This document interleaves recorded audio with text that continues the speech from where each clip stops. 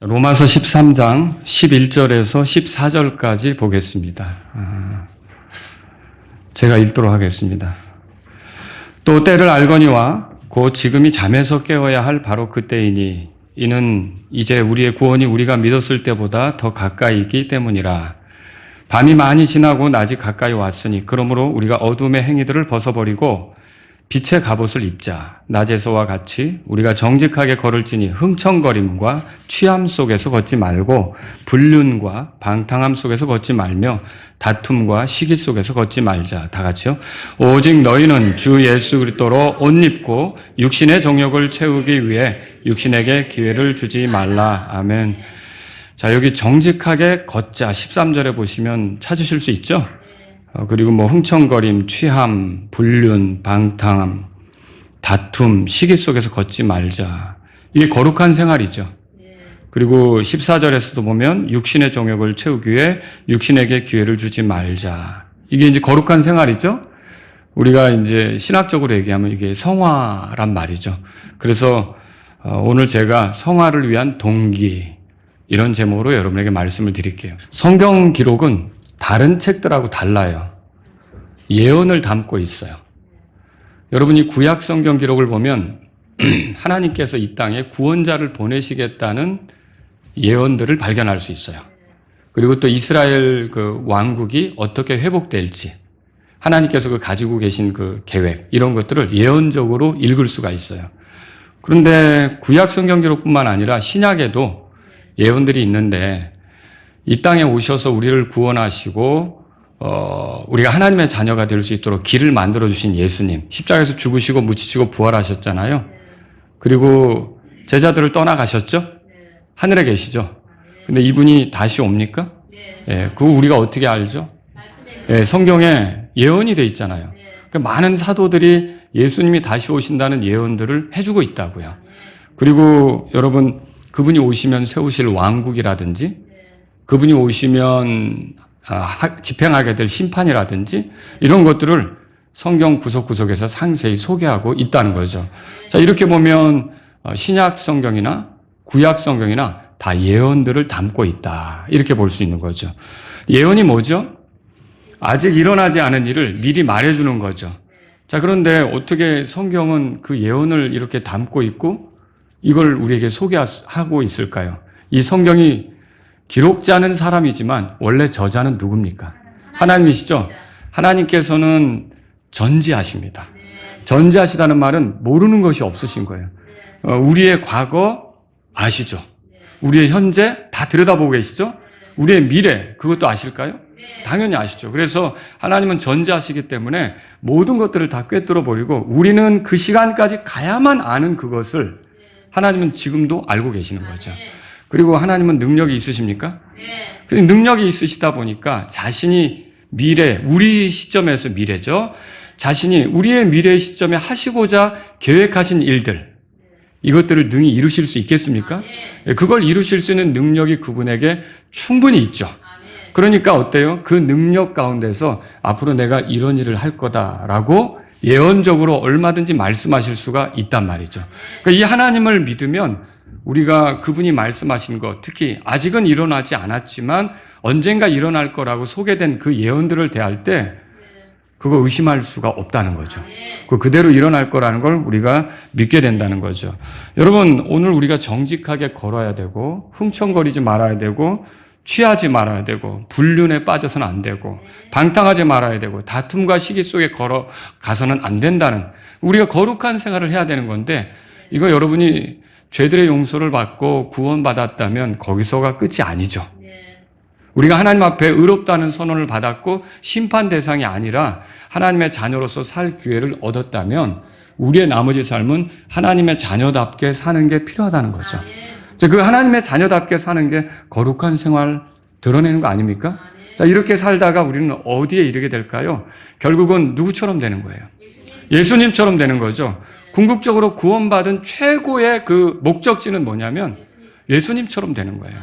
예수님이 이 땅에 오셔서 우리 몸을 그분의 몸처럼 변화시킬 것이고 예수님이 죄 없이 온전히 하나님을 기쁘게 하신 것처럼 죄와 상관없는 몸을 입고 우리가 온전히 하나님만 기쁘게 드리는 그런 게 우리 앞에 기다리고 있지 않습니까?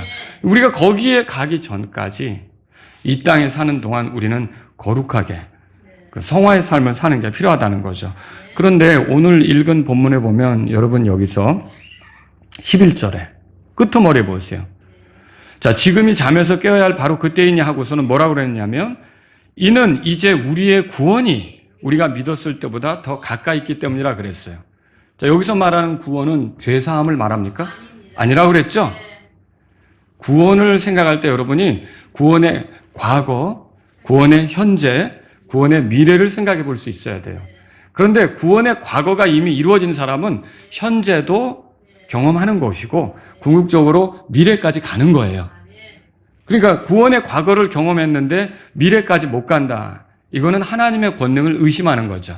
자, 우리 안에 구원을 시작하신 분이 누구예요? 하나님이시죠. 그러면 그분이 과거에 우리의 구원을 시작하셨다면 우리의 구원의 미래도 그분이 가져다 주실까요? 당연히 이게 내가 만들어가는 구원이 아니라 내가 시작하는 구원이 아니라 하나님께서 시작한 구원이기 때문에 이건 하나님에 의해서 반드시 성취되는 거죠. 여러분이 죄들의 용서를 받고 하나님의 자녀로 받아들여진 거, 의롭다함을 얻게 된 거는 이미 과거의 사건이 됐어요. 맞죠?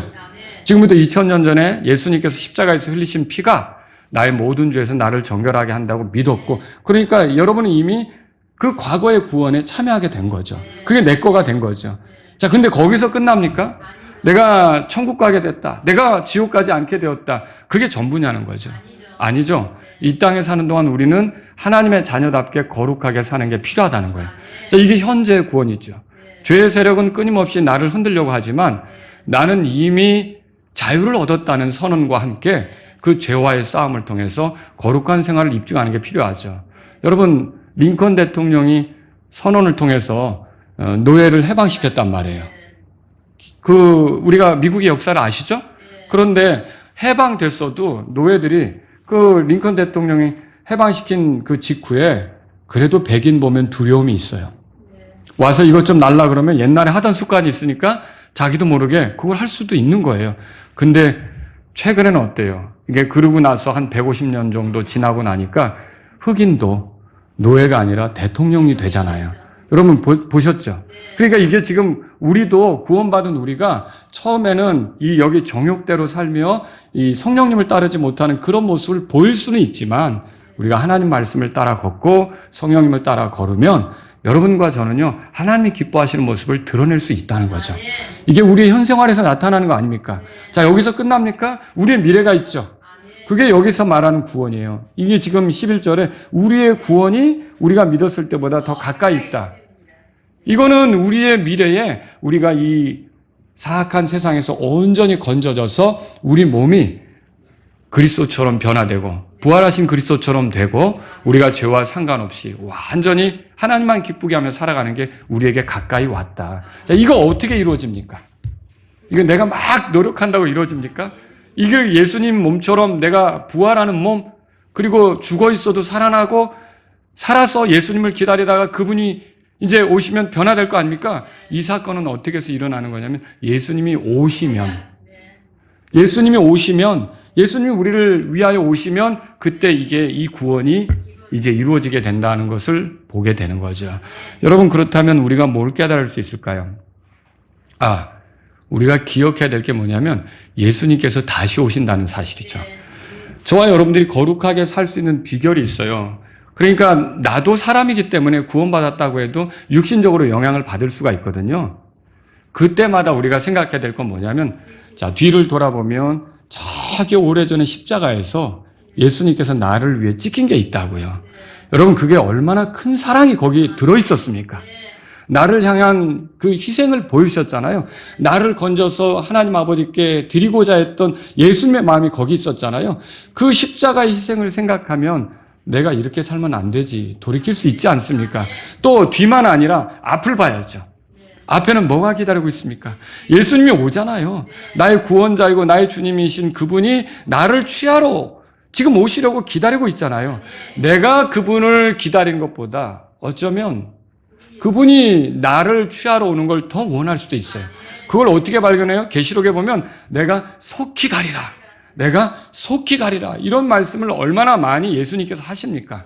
그런 걸 보면 예수님은 지금 오셔서 우리를 변화시키려고 하는 그런 뜨거운 그런 마음, 그런 열망, 그것이 그분께 있다는 거죠.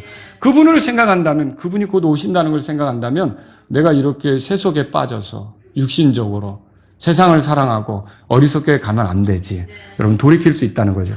그래서 오늘 제가 성화의 동기, 성화를 위한 동기를 살펴보는데 이걸 얘기하면서 과거에 제가 이제 예수님의 십자가 사건을 많이 말씀드렸다면 오늘 예수님이 다시 오신다는 걸 여러분에게 보여드리고 싶은 거예요. 자, 그게 제 설교 내용이에요. 이것에 관해서 한 3가지로 여러분에게 말씀드리는데 첫째, 예수님의 다시 오심은 예언되어 있다는 거죠.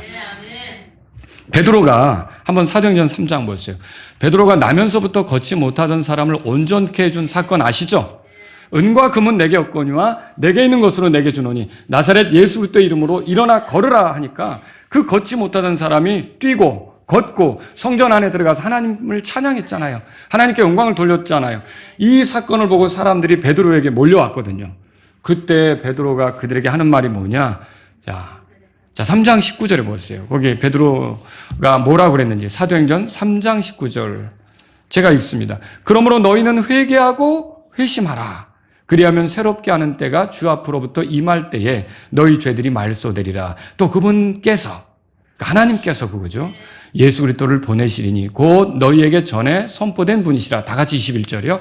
모든 것들을 회복하시는 때까지 하늘이 반드시 그분을 받아들여야 하나니 이것은 하나님께서 세상이 시작된 이래로 자신의 모든 거룩한 예언자들의 입을 통하여 말씀하신 것이니라. 자, 여기 19절에 보면 새롭게 하는 때라는 표현이 있어요. 여러분 이게 주 앞에 이른다 그렇게 말했는데 이때 그들의 죄가 기억되지 않으려면 말소된다. 그 지워버리는 거죠. 그렇게 되려면 어떻게 되느냐? 회개하고 회심하라는 거예요. 여러분 회개는 죄 가운데 사는 것을 버리고 돌이켜서 하나님을 가까이 하려고 하는 거고요. 자, 이렇게 하기 위해서 여러분 우리 힘으로 그렇게 돌이키는 게 우리 힘으로 가능합니까? 안 되죠. 요한복음 14장 6절에 내가 곧 길이요 진리요 생명이니 나를 통하지 않고는 아무도 아버지께 오지 못한다 그랬잖아요. 그럼 우리가 이런 회개를 참되게 하려면 예수님을 믿어야 되는 거예요. 그래야 온전한 회개죠. 그래서 이 회개하고 믿음이 나타날 때 그 사람을 향해서 제대로 회심했다. 그렇게 얘기하는 거예요. 그러니까 회개하고 회심한 사람은요, 나중에 모든 걸 새롭게 하는 때 그들의 죄가 지워진 것이기 때문에 하나님께서 그들의 죄 가지고 트집 잡거나 이렇게 하시지 않는다는 거죠. 여러분 이스라엘 왕국이 회복될 때가 있죠? 그때 누가 그 왕국에 참여하겠느냐는 거예요. 부활을 통해서 누가 그 왕국에 들어가겠느냐는 거예요. 지금 선포되고 있는 예수님을 자신의 구주로 믿는 사람이 그 왕국에 참여할 수 있다는 걸 베드로가 말하고 있는 거죠. 근데 여기서 보시면요. 20절에 그분께서 예수 그리스도를 보내신다고 그랬어요. 자, 여러분에게 질문합니다. 그분께서 예수 그리스도를 보내신다는 거는 그분의 그 예수님의 초림을 얘기하는 거예요? 재림을 얘기하는 거예요? 이건 재림이죠. 이미 예수님은 2000년 전에 오셨잖아요. 그런데 다시 그분을 보내신다는 건 뭐냐면 이제 우리 죄 때문에 죽으시고 부활하셨다가 하늘로 올라가신 그분께서 다시 오신다는 거죠. 그러니까 다시 오신다. 예수님이 다시 오신다. 이거는 베드로가 예언한 거죠. 여러분 이건 성경에 예언된 거란 말이에요.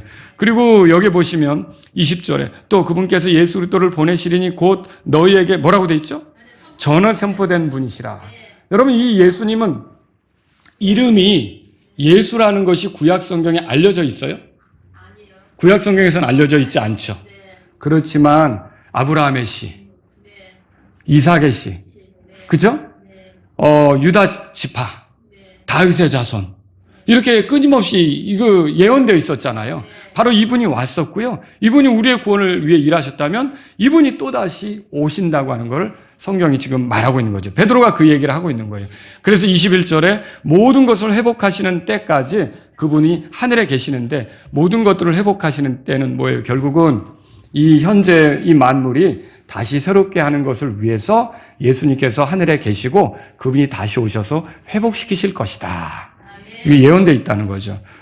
자, 베드로가 예수님의 오심에 대해서, 다시 오심에 대해서 예언했어요. 바울은 어떻게 했을까요? 데살로니가 후서 2장 펴보세요. 데살로니가 후서 2장. 데살로니가후서 2장. 여러분과 제가 이 땅을 사는 동안 그냥 정신줄을 세상에 빼앗겨서 살면 안 되는 거예요. 예수님이 다시 오신다고 말씀하고 있으니까 우리는 뭐 하다가도 그걸 항상 떠올리고 살아야 돼요. 자, 마라나타, 우리 교회 이름이죠. 마라나타가 무슨 뜻이에요? 주께서 오신다는 뜻 아닙니까?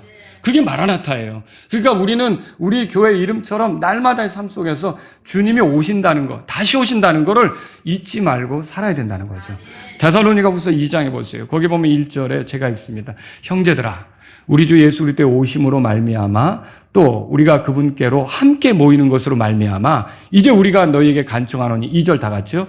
너희는 영으로나 말로나 혹은 우리로부터 받았다는 편지로나 그리스도의 날이 가깝다고 해서 쉽게 마음이 흔들리거나 불안해하지 말라. 여러분 여기 데살로니가후서 2장에 보면 우리 주 예수 그리스도의 오심이라는 말이 나와요.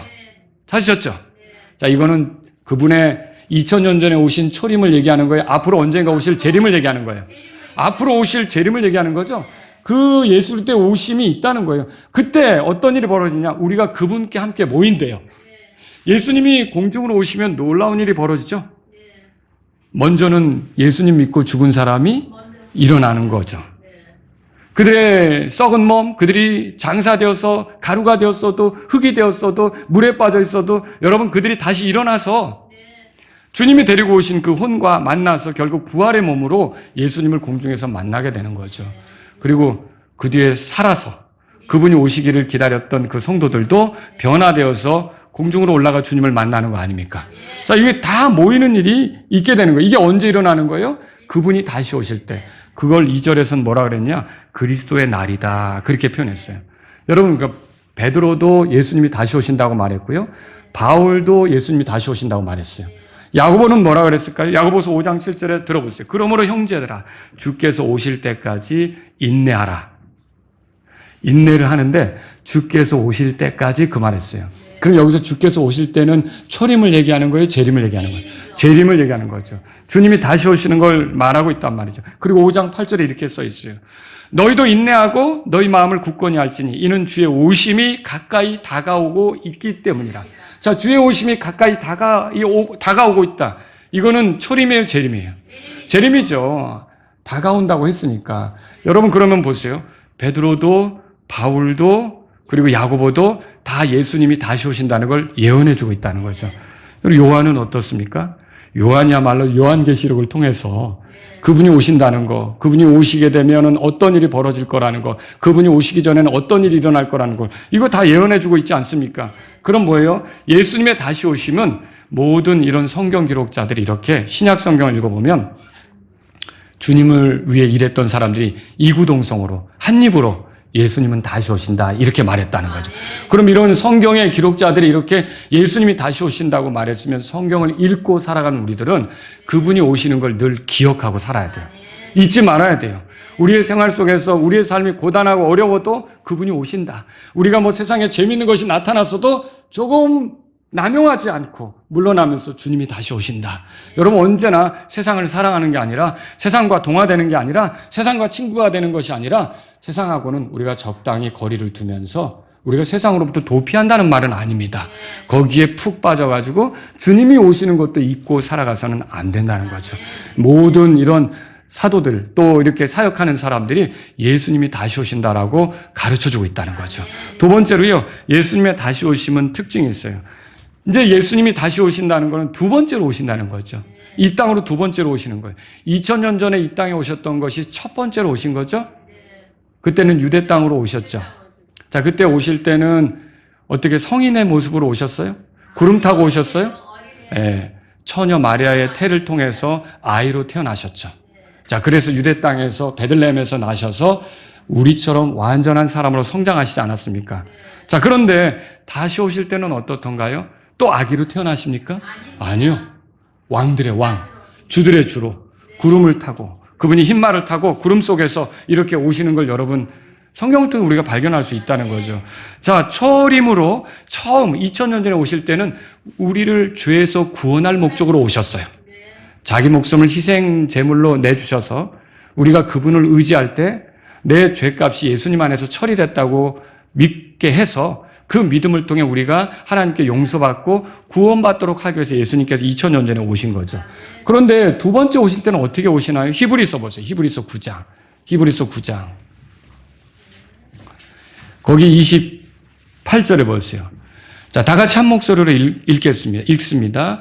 그렇게 그리스도께서 많은 사람의 죄들을 짊어지시려고 단 한 번 드려지셨고 또 자신을 기다리는 자들에게 구원에 이르게 하시려고 죄와 상관없이 두 번째 나타나시리라. 아멘. 자, 여기서 많은 사람의 죄들을 짊어지시려고 단 한 번 드려지셨고 이거 뭐 얘기하는 거죠? 예수님이 십자가에서 자기 자신을 희생물로 드린 걸 말하는 거죠. 자, 이거는 지금부터 2000년 전에 있었죠? 예수님이 초림, 처음 오셨을 때 있었던 일이란 말이에요. 그러면 여기 보세요. 그 뒤에 자신을 기다리는 자들에게 구원에 이르게 하시려고 또 오신대요. 그러면 자신을 기다리는 자들은 구원받아서 그분이 오셔서 우리를 부활시키고 변화시킬 걸 기다리는 우리들을 위해서 다시 오시는 게 있다는 거죠. 근데 그때 올 때는요, 죄와 상관없이 이 말을 붙였어요. 왜 죄와 상관없이 이랬을까요? 죄 용서받는 거, 죄로부터 건지는 거, 이건 이미 2000년 전에 오셔서 해결한 거고요. 그것과 상관없이. 그럼 여기서 구원에 이르게 하시려고 그랬어요. 자, 이 구원에 이르게 하시려고 하는 건 뭐예요? 아까 과거의 구원이 있고 현재의 구원이 있고 구원의 과거, 구원의 현재, 구원의 미래가 있다 그랬죠? 그 미래의 구원을 얘기하는 거예요. 로마서 13장에 11절에 나온 이제 우리의 구원이 우리가 믿었을 때보다 더 가까이 있다고 했을 때 그 구원을 여기서 말하는 거예요. 이거는요, 몸의 구속이죠. 여러분, 구원은 예수님의 피로 우리가 죄들을 용서받는 거. 거기서 시작해요. 그 죄들을 용서받으면 정죄가 있어요, 없어요? 그래서 로마서 8장 1절에 그리스도 예수님 안에 있는 자들에게는 정죄함이 없다고 그러는 거예요. 그 정죄가 없으면 심판이 있어요? 심판이 없죠. 심판이 없다면 지옥에 들어가요? 안 들어가죠. 예, 그러면 죽은 다음에 어디로 가는 거예요? 하늘나라 가는 거죠. 주님이 예비하신 집으로 가는 거죠. 그러니까 죄들을 용서받은 사람, 예수님 피를 믿는 사람은 죽음 이유가 결정돼 버렸어요. 하늘로 들어가는 게 결정이 됐어요. 자, 그런데 우리가 거기서 끝나는 게 아니라 현재는 하나님의 자녀답게 사는 게 필요하죠.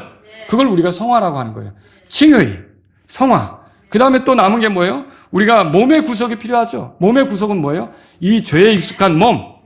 자, 이 몸으로는요, 하나님과 영혼을 보낼 수가 없어요.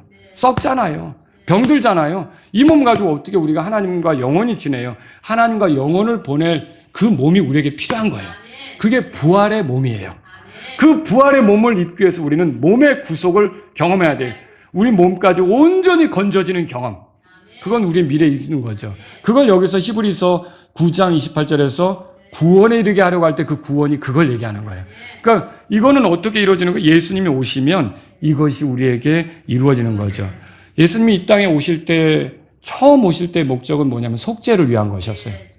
속죄는 뭐예요? 속죄. 속죄함, 속죄함. 주 예수 내 죄를 속했네. 그러잖아요. 이 속죄라고 하는 건 죄를 덮어버리는 거예요. 죄를 덮는 거죠. 예수님을 희생물로 삼아 우리 죄를 하나님이 내려다보지 않게 하는 거예요. 하나님이 우리 죄를 보시면 하나님이 진노를 쏟을 수밖에 없지만 예수님을 희생물로 우리가 삼을 때는 여러분, 하나님께서 우리의 죄에 대해서 이제는 덮어진 걸로, 처리된 걸로 보는 거죠. 그래서 하나님께서 우리를 심판하지 않게 되는 거예요. 그것 때문에 예수님이 2000년 전에 오신 거고요. 이제 또 무엇 때문에 오셨냐면 마귀의 일들을 멸하러 오셨어요. 요한일서 3장 8절에 하나님의 아들이 나타나신 목적은 이것이니 곧 그분께서 마귀의 일들을 멸하시려는 것이라. 그 마귀의 일들을 멸한다는 게 뭐예요? 마귀들은 우리가 죄짓도록 해서 우리를 지옥에 들어가게끔 하려고 하잖아요. 자, 근데 그게 이제 마귀가 아무리 그렇게 해도 저에게 통해요? 혹시 제가 넘어지는 순간이 있다 할지라도 의로운 자는 7번 넘어져도 또다시 일어난다 그랬잖아요. 새롭게 일어난다고 그랬잖아요. 주께서 선한 사람의 걸음을 정하시고 그의 길을 인도하시니 그가 넘어질지라도 완전히 쓰러지지 않을 것은 주께서 그를 떠받치시기 때문이다. 떠받치신다고 했잖아요. 그러니까 우리는 완전히 넘어지는 자가 아니에요. 그래서 주님이 마귀의 일들을 멸하려고 오신 거예요. 마귀는 나를 유혹하고 넘어뜨리려고 해도 나를 지옥에 넣을 수 있어요? 없어요. 나를 심판받는 장소로 넣을 수 있어요? 없어요. 내 죄에 대한 죄값을 예수님이 다 지불하셨는데 내가 어떻게 지옥으로 떨어질 수 있느냐는 거죠. 하나님의 사랑에서 나를 떼어놓을 수 있는 건 아무것도 없어요. 아무것도 없어요. 그리고 하나님의 사랑은 십자가에서 예수님이 자기 자신을 희생물로 드릴 때 당당히 우리에게 밝히 알려진 거예요. 그 사랑을 제가 의지한다면, 그 사랑을 보여주신 예수님을 나의 구주로 믿는다면 나는 결코 멸망할 수가 없죠. 그 마귀의 일을 멸하려고 예수님께서 2000년 전에 오신 거예요. 자, 그런데 예수님이 또다시 오시는데 그건 무엇 때문에 오는가? 마태복음 19장 27절에서 28절에 보면 예수님하고 제자들의 대화가 나오는데 들어보세요. 제가 읽어드릴게요. 그때 베드로가 그분께 응답하여 이르되 보소서 우리가 모든 것을 버리고 주를 따랐나이다. 그러므로 우리가 무엇을 얻으리까 하더라. 그 제자들로서 다 버리고 주님 따랐는데 뭐 얻을 게 뭡니까? 라 물어본 거죠. 그때 예수님께서 말씀하십니다. 이에 예수님께서 그들에게 이르시되 진실로 내가 너에게 이르노니 인자가 자기의 영광의 왕좌에 앉게 될 중생의 때에 나를 따른 너희도 12왕좌에 앉아 이스라엘의 12지파를 심판하리라. 자, 여기 중생의 때가 있어요. 중생의 때. 시기적으로 보면 새롭게 되는 때예요. 여러분, 이 중생, 리제너레이션, 이거는 뭐냐면 우리가 거듭난 사람을 표현할 때도 쓰거든요. 여러분, 사람이 중생한다? 사람이 거듭난다? 이전과 달라지는 거죠? 옛날 그 사람이 아닌 거죠? 옛날에 육신의 정욕대로 살았다면 이제는 성령님을 따라 살아가는 사람을, 성령님을 모시고 거듭난 사람을 우리가 중생했다. 거듭났다 그러잖아요. 그러면 이 세상도 역시 그렇게 중생의 때가 있다는 말이에요. 그건 뭐냐? 사탄이, 마귀들이 온전히 주물럭거리고 장악하고 사람들을 흔들고 괴롭히는 그런 게 아니라 이런 것들은 모두 치워지고 완전히 새로운 모습으로 그리스도께서 통치하는 그런 때가 온다는 거죠. 그게 중생의 때예요. 그 때를 위해 예수님께서 오실 것이고 그때는 예수님께서 왕좌에 앉아 통치하실 것이고 그때 예수님을 따르며 헌신적이었던 그 사람들이 그분과 함께 통치한다는 것이 주님의 말씀이라는 거죠. 자, 그러면 예수님은 왜 다시 오십니까? 초림은 이렇게 속죄를 위해서 마귀를 멸하려고 오셨다면 재림은요, 우리가 그리스도와 더불어 하나님이 예비하신 왕국을 상속하고 이 땅에서 주님이 왕으로서 통치할 때, 이스라엘을 회복하실 때, 그리고 온 그 양으로서 분류된 사람들과 더불어 살아갈 때 우리가 거기에 참여하도록, 그리고 우리가 살아갈 환경에서 이제 가정한 것들 있죠. 여러분, 예수님이 오시면 적그리스도, 거짓 예언자, 불 속에 던지는 거 아시죠? 그리고 믿지 않는 사람들은 어떻게 해요? 그 사람들도 불에 던지는 거죠? 지옥에 던지는 거 아시죠? 자, 염소로 분류된 사람, 양으로 분류된 사람 있었죠? 양으로 분류된, 마태복음 25장에 나오잖아요. 그 인자가 왔을 때 양이 된 사람, 오른편에 있는 사람 어때요? 아버지께서 예비한 왕국을 상속하라. 그렇게 돼 있고요. 염소로 분류된 사람은 어때요? 마귀들과 그의 천사들을 위해 예비된 불 속에 던져지라. 그렇게 돼 있잖아요. 그러면 모두가 이렇게 그 하나님을 대적했던 그 불편한 그 사람들 있죠? 그런 사람들이 다 심판 속에, 불 속에 던져지게 되는 거죠. 그리고요, 마귀는 어떻게 될까요? 그게 사탄. 이 사탄은 어떻게 될까요? 바닥 없는 구덩이, 무저갱에 던져져서 거기서 천년이 차기까지 거기 갇혀 있어야 되는 거 알죠? 그럼 여러분, 이 땅에 세상을 악하게 선동할 자들이 있겠어요? 예, 주님께서 완전히 새로운, 마치 중생한 때, 새롭게 이렇게 바꾼 때 거기서 그리스도가 평화롭게 통치하고 우리는 그분과 함께 하나님을 섬기며 살아가는 그런 일이 있게 될 거라는 거죠. 이것을 위해서 주님이 다시 오신다. 근데 어떤 사람은 웃기는 소리네. 주님이 오신다니. 지금 뭐 기독교인들은 주님 오신다고 2000년 동안 떠들고 있는데 안 왔잖아. 이렇게 얘기할 수도 있어요. 근데 베드로후서 3장 4절에 그렇게 말하고 있어요. 그분께서 오신다는 약속이 어디 있느냐? 이는 조상들이 잠든 이래로 모든 것들이 창조의 시작부터 있던 것 같이 그대로 계속되기 때문이라. 비웃는 자들이 그렇게 말한다고 그랬잖아요. 이렇게 연장되는 기간은 사람들의 회개를 위해서 하나님께서 허락하신 것이고 반드시 그분은 약속된 대로, 예언된 대로 다시 오시는 거예요. 여러분, 그렇게 믿으셔야 되는 거죠. 자, 이렇게 예수님께서 오시는 건 또 두 단계로 이루어질 거예요. 어떻게 오시느냐? 여러분, 그 예수님이 오실 때는요, 큰 환난을 기준으로 해서 그 큰 환난 전에는 성도들을 위하여 오셔요. 성도들을 위하여. 그리고 큰 환난이 지나간다. 그 다음에는 성도들과 함께 오셔요. 자, 그러면 성도들을 위하여 오신다는 건 뭐예요? 그들이 이 주님을 기다렸잖아요. 마지막 때에 이때까지 없었던 그 진노, 하나님의 심판 이런 것들을 땅에 쏟아볼 때, 마귀도 발악을 할 때 이 세상이 온통 혼란과 무질서와 지진과 기근과 역병과 이런 걸로 괴롭힘을 당할 때 여러분, 주님은 성도들을 위하여 오셔서 성도들을 데려가시는 거죠. 그리고 어때요? 그 땅에서는 그런 혹독한 고난이 있을 때 우리는 하늘에서 주님과 함께 그리스도의 심판석에 참여하고 어린 양의 혼인잔치에 참여해서 우리가 이 땅으로 다시 오게 되는 거죠. 두 단계로 이렇게 오게 되는 거예요. 마태복음 26장 64절에 보면요. 내가 너희에게 이르노니 이후에 인자가 권능의 오른편에 앉은 것과 하늘의 구름들을 가운데서 오는 것을 너희가 보리라. 이때는 공개적으로 오죠. 예, 주님이 땅으로 내려오실 때는 다 보게 될 거예요. 계시록 1장 7절에 보라, 그분께서 구름들과 함께 오시느니라. 모든 눈이 그분을 볼 것이요 그분을 찌른 자들도 볼 것이며 땅의 모든 족속들이 그분 때문에 통곡하리라. 참으로 그러하리로다. 아멘. 자, 먼저 세상은요, 큰 환란으로 무너질 거예요. 이 환란을 통해서 결국 마귀가 세웠던 종교, 정치, 문화, 어떤 세상에 여러 가지 있잖아요. 그런 것들, 세력들, 이런 것들이 결국 심판받고 무너져 내리겠죠. 그래서 여러분이 계시록 17장, 18장 읽어보면 바벨론이 무너져 내리는 것을 읽어볼 수 있잖아요. 주님께서는 그런 것들을 다 무너져 내리게 그렇게 하실 거라는 거죠. 그리고요, 어때요? 우리는 거기서 주님과 함께 결국 그 시간이 지난 다음에 주님과 함께 와서 주님이 다시 오시는 것과 같이 와서 자유로운, 정말로 영광스러운 자유에 이르게 되는, 만물이 고대하는, 피조물들도 신음하면서 그때가 오기를 기다린다고 그랬잖아요. 그때가 우리에게 주어진다는 거죠. 자, 그러면 여러분과 제가 이렇게 예언도 그렇게 돼 있고, 자, 이런 방식으로 주님이 오시는 것이 우리가 성경을 보면 아는데, 그러면 여러분, 우리가 어떻게 살아야 되겠습니까? 예수 그리스도의 다시 오심, 예수님의 다시 오심은 우리 삶의 거룩한 동기가 돼야 돼요. 예수님이 다시 오시면, 자, 그 다시 오시기 전에 세상을 심판하시지만 다시 오시면 성도들도 심판한다는 거 아십니까? 성도들을 심판한다는 게 뭐예요? 로마서 14장으로 가보세요. 로마서 14장. 믿는 사람도 심판당한다고요? 당연하죠. 자, 믿는 사람도 심판당합니다. 로마서 14장 보세요. 자, 10절에 보세요. 다 같이 읽습니다. 그런데 내가 어찌하여 내 형제를 판단하느냐? 내가 어찌하여 내 형제를 무시하느냐? 이는 우리가 다 그리스도의 심판석 앞에 설 것이기 때문이라. 자, 형제, 우리, 이거 다 믿는 사람 얘기죠? 근데 우리가 다 그리스도의 심판석에 선다니까 예외가 있어요, 없어요? 여기 있는 사람 다 예외 없이 다 서는 거예요. 근데 여러분, 여기서 그리스도의 심판석에서 구원 여부를 판단받습니까? 아닙니다. 네가 구원받았냐, 구원 못 받았냐, 그거 판단받습니까? 아니에요. 여기는 구원받은 사람만 서는 거예요.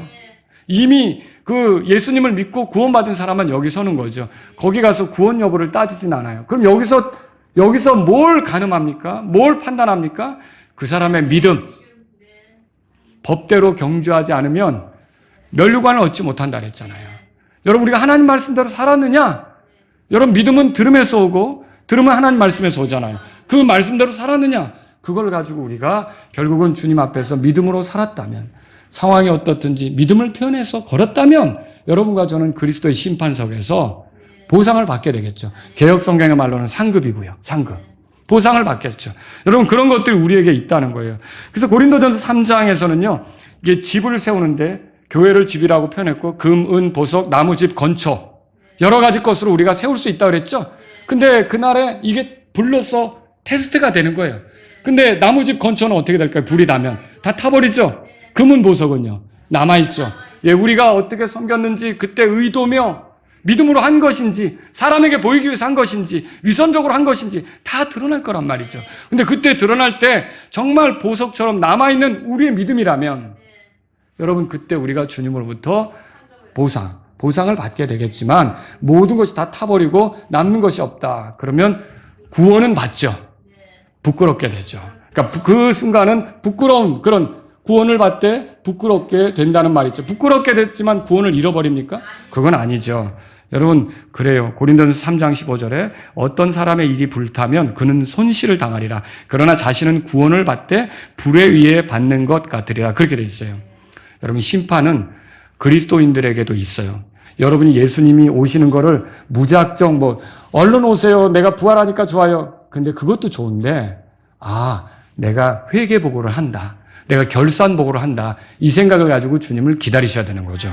심판은 하나님의 집에서 먼저 시작됩니다. 이는 하나님의 집에서 반드시 심판이 시작되어야 할 때가 왔기 때문이라. 만일 심판이 우리에게서 먼저 시작된다면 하나님의 복음에 순종하지 않는 자들의 결말은 어떠하겠느냐. 베드로전서 4장 17절에 그렇게 말하고 있어요. 여기 하나님의 집은 교회를 말하죠. 교회에 대한 심판, 성도들에 대한 심판이 이게 그리스도께서 땅에서 통치하시기 전에 먼저 있는 것이고요. 그리고 거기서 바울도 그랬잖아요. 이제 나를 위해 의의 면류관, 의의 관이, 의의 왕관이 예비되어 있다 그랬잖아요. 왕관은 통치할 사람이 쓰는 거죠. 그리스도와 함께 통치를 하게 되겠죠.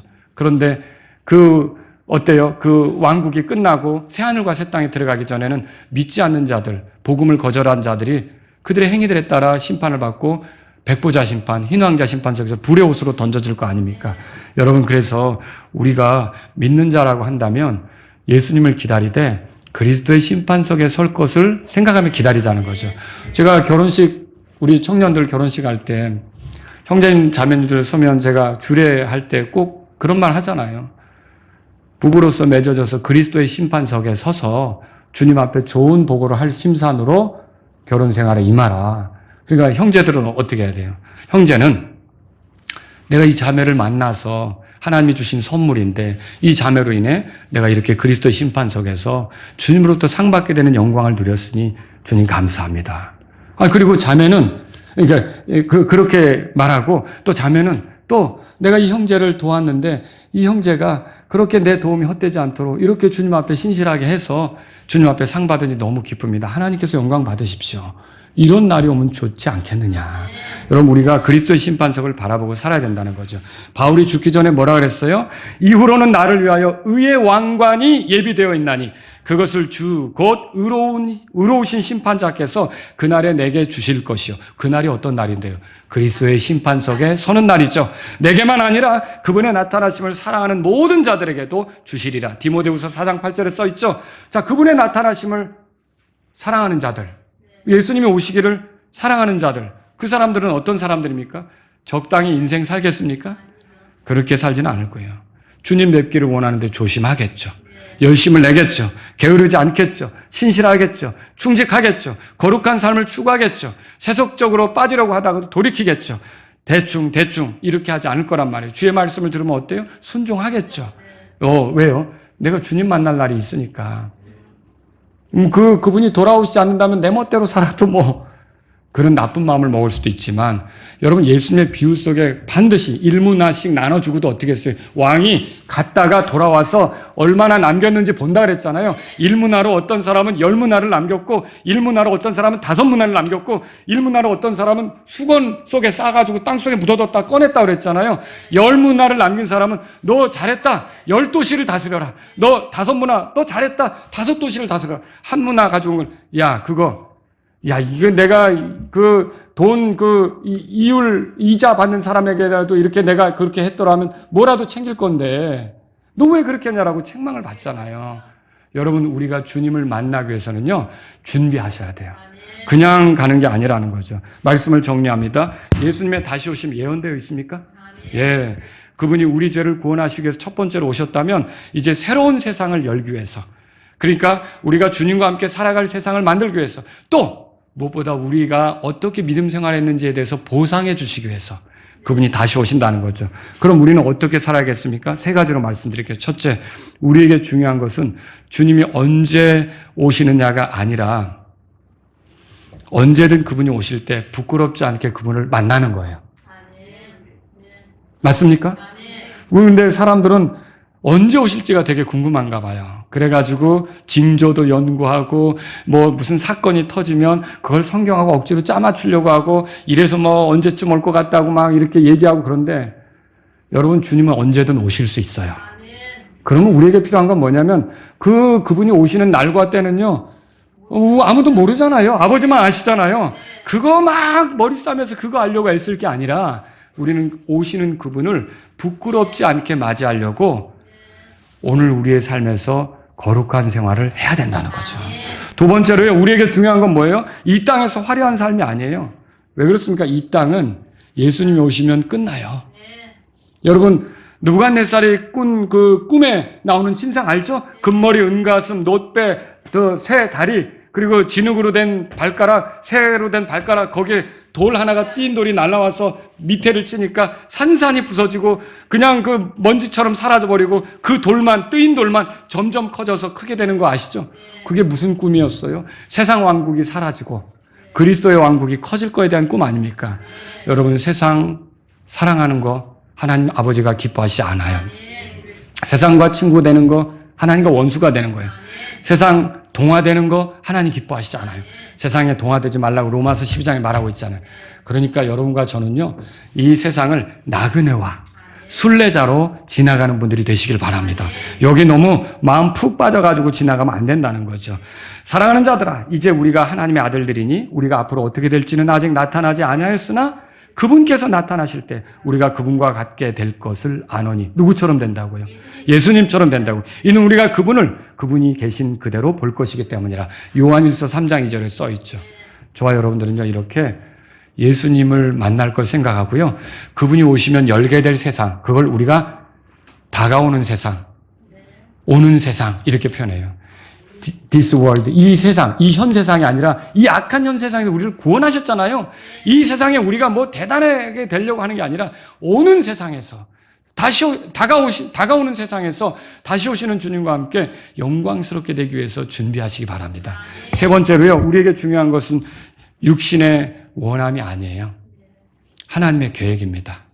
내가 육신적으로 그렇다고 해서 내가 육신적인 걸 먹고 사는 걸 완전히 부정할 수는 없지만 지나치게 이게 또 하나님의 심기를 불편하게 할 정도로 육신적으로 가서 죄에 빠지고 죄의 습관에 젖어들고 이거 하나님 기뻐하시지 않는다는 거죠. 여러분과 저는요, 상황이 어떻든 하나님의 계획, 하나님의 뜻, 하나님의 약속, 하나님의 말씀을 생각하고 그 순간들을 헤쳐나갈 수가 있어야 돼요. 교회를 하다가도 그렇잖아요. 내 감정이 상할 수도 있어요. 내 감정대로 하는 게 육신대로 하는 거예요. 여러분, 하나님을 내 감정대로 섬기면 됩니까? 내 기분이 내키면 섬기고 기분이 내키지 않으면 물러나고 이거 맞습니까? 우리는 지금 말씀이 있기 때문에 섬기는 거예요.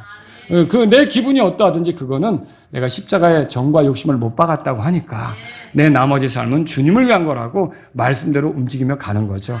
그래서 저와 여러분들이 이런 방식으로 이런 예수님의 다시 오심을 동기 삼아 거룩한 생활을 할 수 있기를 바랍니다. 다 같이 일어서시겠습니다. 오늘 이 말씀을 들으신 여러분 가운데 주님의 다시 오심을 생각하면서 내가 거룩하게 살기를 원합니다. 이런 분이 있다면 이 시간 주님 앞에 나아가십시오. 주님, 내가 주님을 뵐 때 부끄럽지 않게 주님을 대면하기 원합니다. 주님을 만날 때 잘 준비된 사람으로 주님을 만나길 원합니다. 이런 분이 있다면 이 시간 주님 앞에 나아가십시오. 내가 이 땅에서 나그네와 순례자로 살기를 원하고 세상을 이용하지만 남용하는 자가 되지 않기를 원합니다. 세상에 젖어서 주님이 오신다는 것도 잊고 사는 그런 형편에 빠지지 않기를 원합니다. 이런 분이 있다면 이 시간 주님 앞에 나아가십시오. 또 여러분 가운데 내가 상황이 어떻든지 하나님의 계획, 하나님의 말씀, 하나님의 명령, 하나님의 생각을 존중하고 성령님을 따라 걷기를 원합니다. 육신을 따라 걷는 사람이 아니라 성령님을 따라 움직이길 원합니다. 이런 분이 있다면 이 시간 주님 앞에 나아가십시오.